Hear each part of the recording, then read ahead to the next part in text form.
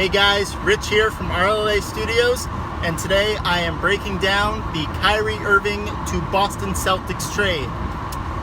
I saw this when it came out 2 days ago, and my mind was absolutely just exploded through my head. I am surprised, stunned, and honestly, I think both teams actually did really well. Both teams here, they won. I can't really pick a loser in this trade. And as most of you know, Isaiah Thomas, Jay Crowder, and the Brooklyn Nets 2018 first-round draft pick are headed to Cleveland. And in return, the Boston Celtics will be receiving Kyrie Irving. Now, for both teams, I like this trade. It works. Kyrie Irving was having trouble in Cleveland. He didn't want to play with LeBron. So Boston jumped on it, made a move, and Cleveland got him out of there. From Cleveland's point of view, they get Isaiah Thomas back. Good point guard will replace Kyrie in the starting lineup. They'll get Jay Crowder, who can play the 2, he can play the 3, he can play the 4. Good small forward. Will be there for the future if they re-sign him. And the important part of this, along with the draft pick, is that Cleveland Cavaliers do not have LeBron James guaranteed to come back. He is unsure about what he wants to do. He doesn't know if he's going to come back to Cleveland. So, Cleveland is in the thought process of they've got to rebuild. So next season, they've got LeBron, they've got Isaiah, they've got Jay Crowder, they've got Tristan Thompson, they've got their next draft pick coming in. But they have lost Kyrie Irving. And of course they have Kevin Love.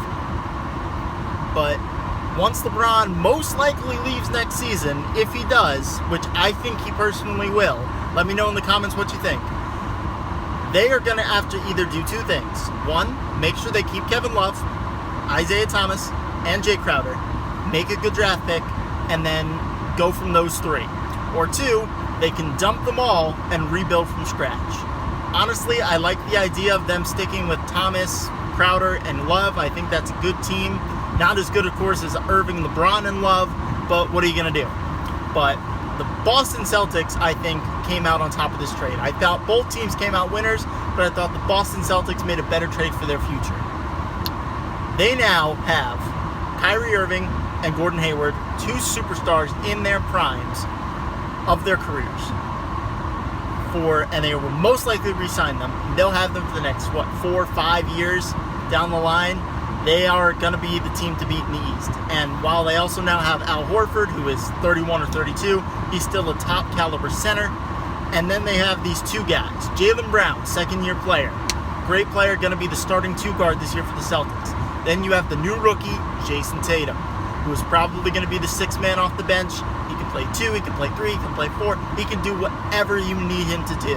And eventually, I have a feeling it's going to work around to where Tatum and Brown are starting with Hayward and Irving and Horford in the lineup. That is a top 5 to watch. This coming season, I think that Cleveland will still be the better team, just for the fact that they still have LeBron and Love there, but now they've added Crowder and Isaiah Thomas in exchange for Irving. But 2-3 years down the line, when Tatum and Brown really develop, Irving and Howard are in their stride, and Al Horford is still there, or they go out and get a new young center. I like the Boston Celtics move for their future, and I think 3-4 years down the line, they're going to be the champions once the Warriors break up in 2 years because of salary cap issues. Boston, well done. I applaud you.